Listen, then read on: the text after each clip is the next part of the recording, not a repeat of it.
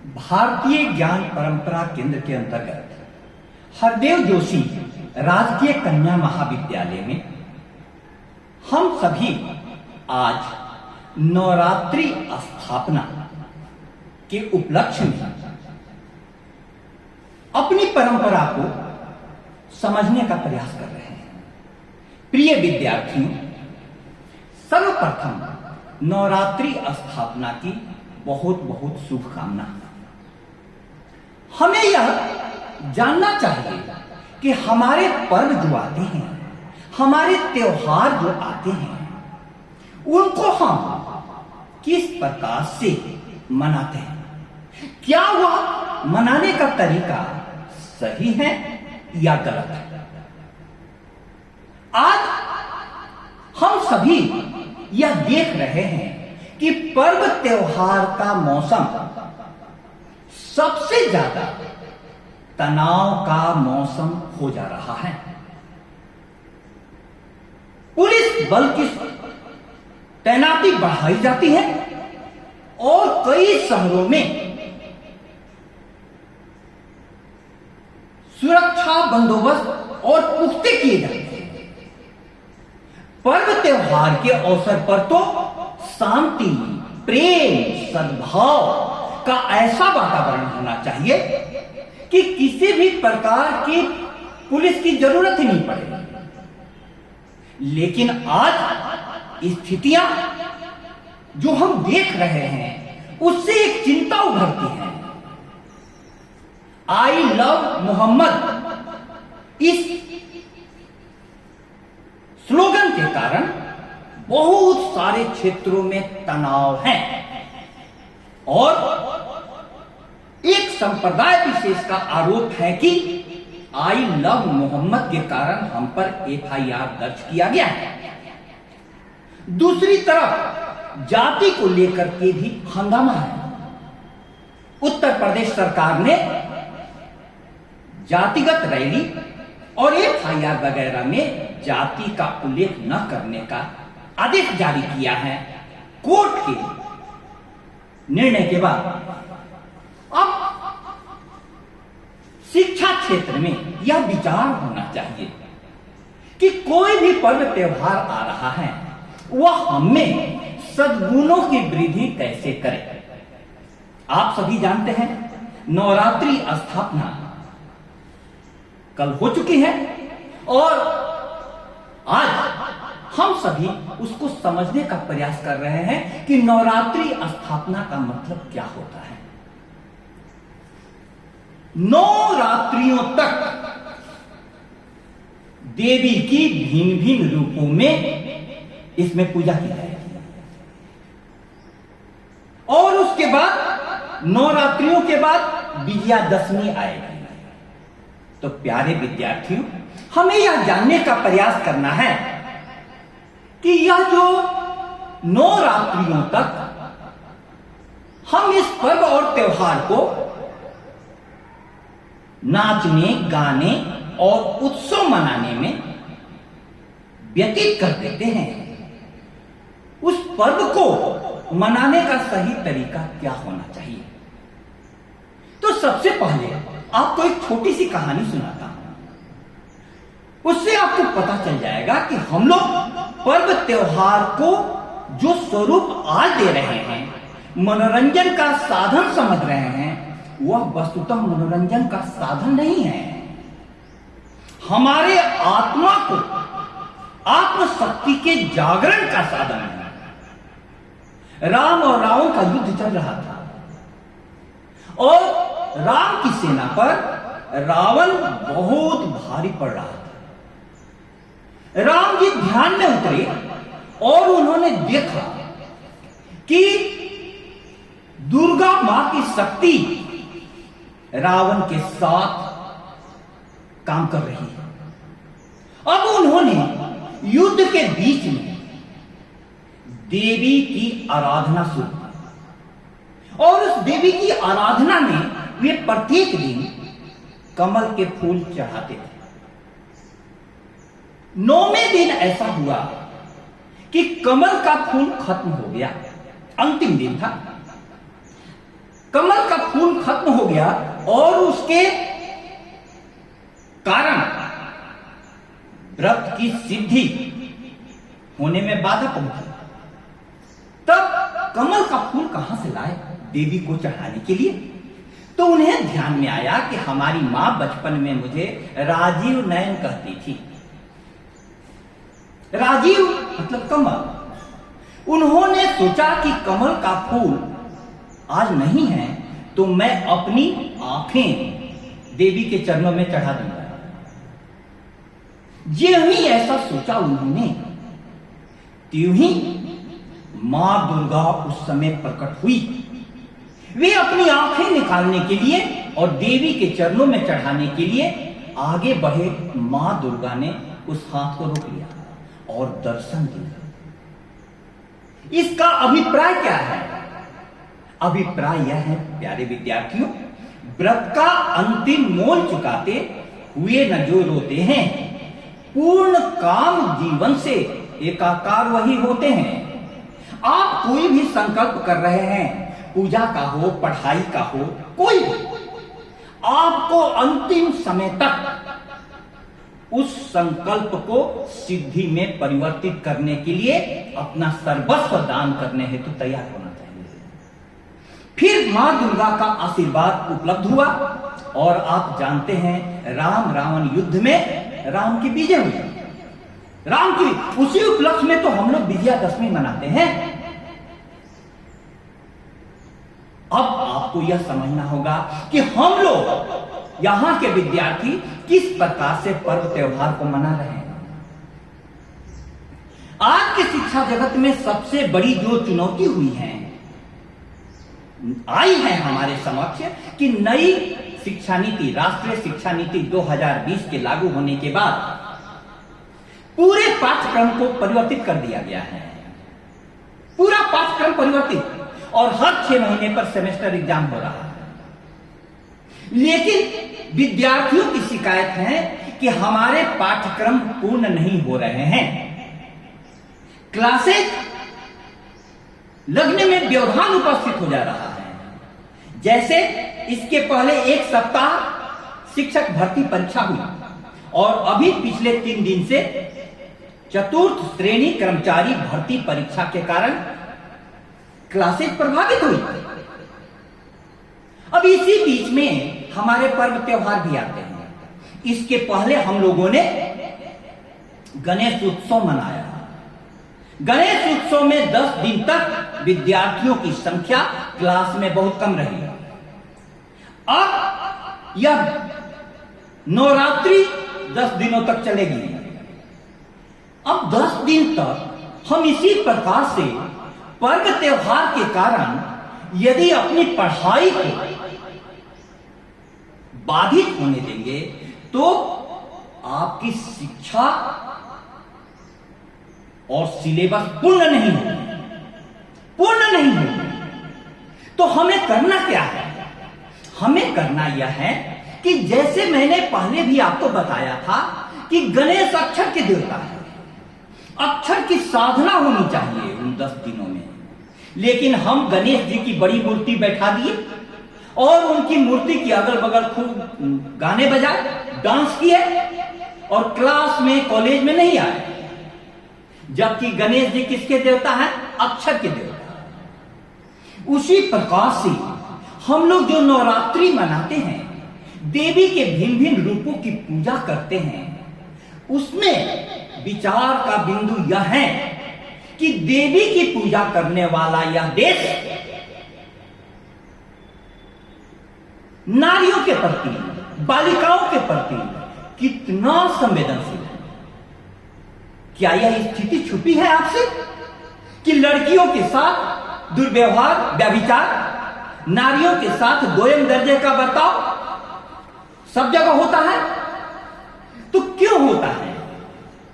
जो देश, जो समाज देवी की भिन्न भिन्न रूपों में पूजा करता हो और 9वें दिन कन्या पूजन होता है, उस समाज में व्यभिचार और बलात्कार इतना क्यों बढ़ रहा है? अभी हम शक्ति की देवी दुर्गा की आराधना 9 दिन चलेगी, इसके बाद लक्ष्मी पूजा आएगा, फिर इसी देश में सरस्वती पूजा भी मनाई जाती है। तो विद्या की देवी नारी, लक्ष्मी की देवी नारी और शक्ति की देवी नारी।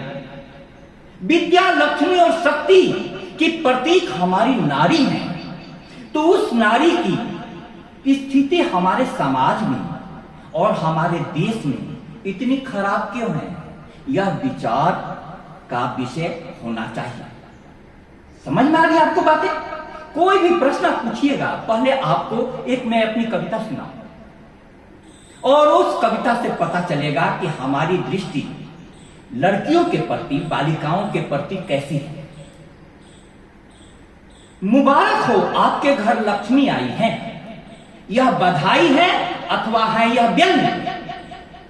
आखिर पिता की बाँछें खिली क्यों नहीं, क्यों उड़ गया मम्मा के चेहरे का रंग। घर का माहौल इतना भारी भारी क्यों है, थाली बजाने की होती नहीं तैयारी क्यों है। क्यों कोई दौड़ के पास आता नहीं, इस नन्ही सी जान को कलेजे से क्यों लगाता नहीं। यही समाज घर घर में दीप जलाएगा, बड़ी मिन्नतें कर लक्ष्मी को घर बुलाएगा।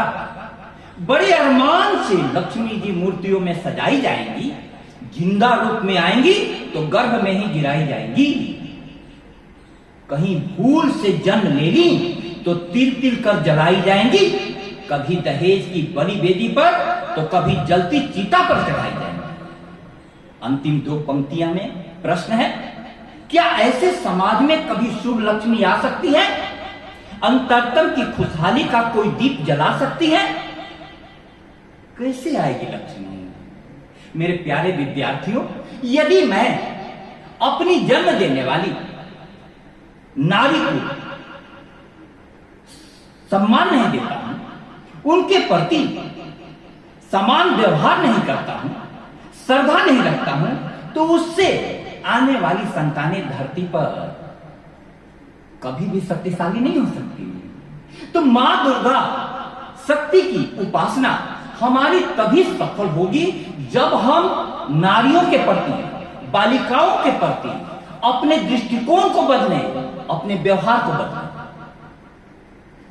तो आप सभी को इस नवरात्रि के दौरान नियमित रूप से क्लासेस में आना है, सारी कक्षाएं चलेगी और उसके बाद घर पर भी जाकर के पढ़ना है, क्योंकि यह साधना की रात्रि है। साधना की रात्रि है। साधना से क्या होता है, आपकी कई प्रकार की शक्तियां जागृत होती हैं। हमारे व्यक्तित्व में एक शक्ति शारीरिक शक्ति है, दूसरी शक्ति मानसिक शक्ति है और तीसरी शक्ति आध्यात्मिक शक्ति है। हमें तीनों शक्तियों को जगाना है। शारीरिक शक्ति के लिए आपका खान पान अच्छा होना चाहिए, मानसिक शक्ति के लिए पठन पाठन उत्तम कोटि का होना चाहिए और आध्यात्मिक शक्ति के लिए आपको दिव्य शक्तियों की उपासना, आराधना करनी चाहिए। इस समय में पूरे वातावरण में एक दिव्यता का एहसास आप देखेंगे और उस दिव्यता के एहसास में यदि आप अपने सद्गुणों को, आध्यात्मिक शक्तियों को जागरण करने के लिए तपस्या करेंगे, साधना करेंगे, तो आपके व्यक्तित्व में बहुत बड़ा गुणात्मक परिवर्तन आएगा।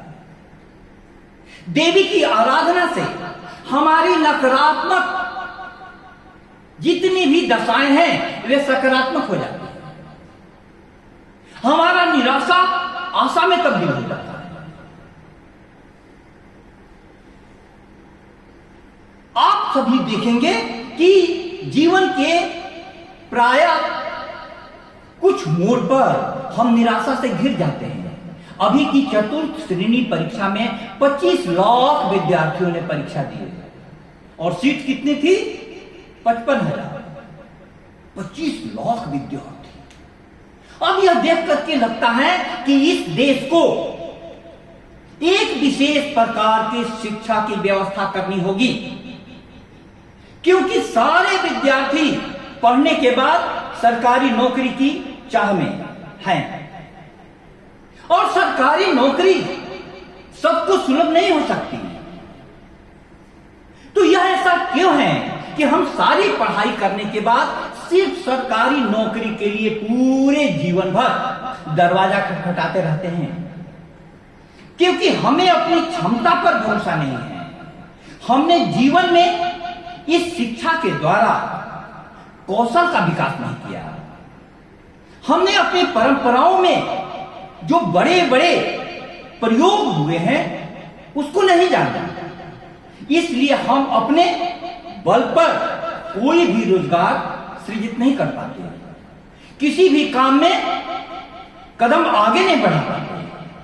तो प्यारे विद्यार्थियों, हमें यह जानना है कि इस नवरात्रि के दौरान हमें जीवन में जो भी चुनौतियां आ रही हैं, उन चुनौतियों के लिए देवी की आराधना के द्वारा एक शक्ति प्राप्त करनी है। और उस आराधना से क्या होगा, जो आपके अंतर की आग है वह पराग बन जाएगी। बहुत प्यारी पंक्तियां हैं। जो अंतर की आग अधर पर आकर वही पराग बन गई, और चेतन में छिपी घृणा ही चेतन का अनुराग बन गई। स्व की चरमा शक्ति स्वयं से छलकर परम विराग बन गई। सप्तम स्वर तक पहुंच भैरवी कोमल राग विहाग बन गई। आपकी जितनी भी नकारात्मक चीजें हैं वे सकारात्मक हो जाएंगी। वो पूरी तरीके से आपके जीवन में आशा की एक किरण आ जाएगी। उसके लिए साधना की रात्रियां होती हैं। तो आप सभी को परंपरा में मूर्ति स्थापना की जाती है। इस दौरान भी आप सभी मंदिर में जाएंगे, त्रिपुरा सुंदरी माता के मंदिर में या कहीं पर भी लोग जाते हैं। गणेश मंडप में हम लोग गए, फिर उसका विसर्जन करते हैं। इसी प्रकार से बंगाल में खास करके दुर्गा माता की पूजा विशेष रूप से होती है। आप देखिए, लोकमान्य बाल गंगाधर तिलक ने गणेश मंडपों में 10 दिन तक ले बड़े बड़े विद्वानों के व्याख्यान का आयोजन शुरू किया। क्यों? इस पर्व त्योहार के द्वारा राष्ट्रीय चेतना को जागृत किया जा सकता है। इसी प्रकार से नवरात्रि के दौरान हमारी भारतीय ज्ञान परंपरा में जो अद्भुत साधना की पद्धतियां हैं उन पर चर्चा होनी चाहिए। आप देखो, हमारी संस्कृति ने सबसे ज्यादा महत्व किसको दिया है? हमारी संस्कृति ने सबसे ज्यादा महत्व तप को दिया है, त्याग को दिया है।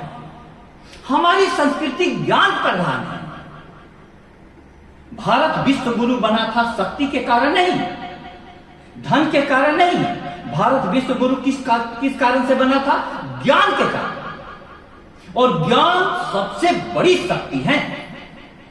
रामचंद्र जी ने जब जान लिया कि रावण भारी इसलिए पड़ रहा है क्योंकि उसको दुर्गा की शक्तियां प्राप्त हो रही हैं, तो उन्होंने दुर्गा की आराधना कर करके उस शक्ति को अपने तरफ ले लिया, उनका आशीर्वाद प्राप्त कर लिया।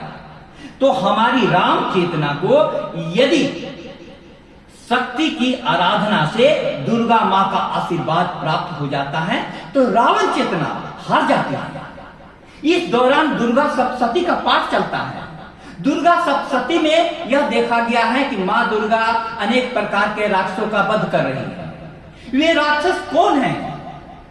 वे राक्षस उस समय जिनको असुर कहा जाता था, वे प्रकृति को असंतुलित करते थे। प्रकृति का संतुलन कैसे होता है? प्रकृति का संतुलन होता है यदि जंगलों को काट दिया जाए तो, पहाड़ों को तोड़ दिया जाए तो, नदियों का रास्ता रोक दिया जाए तो मां दुर्गा आकर करके उनको मारती थी। आज भी आप देखिएगा, पूरा जलवायु परिवर्तन सबसे बड़ा संकट बन गया है। देवभूमि कहा जाने वाला हिमालय, हिमाचल प्रदेश, उत्तराखंड में पहाड़ नदियों की तरह बह रहे हैं। कभी अति गर्मी, कभी अति शीत, कभी अति वर्षा, कभी अति सूखा से पूरा जनजीवन अस्त व्यस्त हो गया है। तो ये नवरात्रियां जो होती हैं, ये पूजा परंपराएं जो होती हैं, हमको प्रकृति के प्रति श्रद्धा से भरती हैं, उनका आदर करना सिखाती हैं। प्रकृति माने क्या? प्रकृति माने हमारे अगल बगल जो कुछ है वही हमारे व्यक्तित्व में ही है। क्षितिजल पावक गगन समीरा, पंच रचितिया अधम शरीरा। हमारे शरीर में भी क्षितिज, आकाश, जल, पावक अग्नि, गगन, क्षिति माने पृथ्वी, गगन माने आकाश, समीर माने हवा, यही सब तो है। यदि हवा बाहर की अशुद्ध हो जाएगी तो हमारा शरीर कितने दिनों तक शुद्ध रहेगा? यदि जल गंदा हो जाएगा तो हम कितने दिनों तक बच पाएंगे? तो प्रकृति की सारी शक्तियों की आराधना नवरात्रि में होती है और मां दुर्गा के आशीर्वाद से, उनके भिन्न भिन्न स्वरूपों के आशीर्वाद से हम सभी को शक्ति प्राप्त करनी है। बुद्धि की, ज्ञान की, वैभव की सारी शक्तियां, ताकि हम प्रकृति का संरक्षण कर सकें। इसलिए हम लोग मंत्र के दौरान क्या बोलते हैं?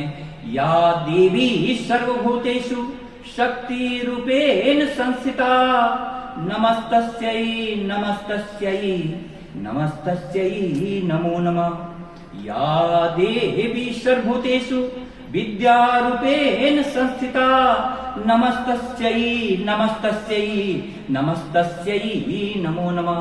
या देवी सर्वभूतेषु लक्ष्मी रूपेण संस्थिता, नमस्तस्यै नमस्तस्यै नमस्तस्यै नमो नमः। या देवी सर्वभूतेषु चेतनेत्यभिधीयते, नमस्तस्यै नमस्तस्यै नमस्तस्यै नमो नमः। वह देवी चेतना के रूप में हम सभी में विद्यमान है। सब में चेतना है। हमारे महाविद्यालय की मैगजीन का नाम क्या है? चेतना। तो उस चेतना के ऊंचाई पर पहुंचते ही जीवन ऊंचा हो जाता है।